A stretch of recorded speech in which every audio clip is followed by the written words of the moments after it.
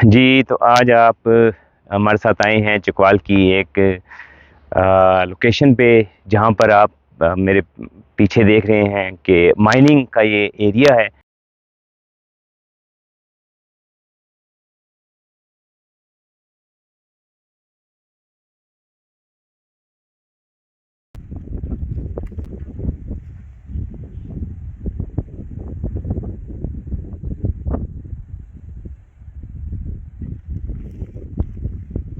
और ये भलियाल से भी एक रास्ता आता है और खुशाब रोड पे, और एक इस पे रास्ता मुनारा गाँव से भी आता है। तो ये बड़ी वसी पैमाने पर यहाँ पर माइनिंग होती है, और ये सदियों से ये माइनिंग का एरिया है। यहाँ से कोयला निकाला जा रहा है। इससे कुछ आगे चले जाएं तो वहाँ बहुत कदीम तारीख में उस जगह का है जिक्र कि वहाँ से नमक बहुत बड़ी मिकदार में निकाला जाता रहा।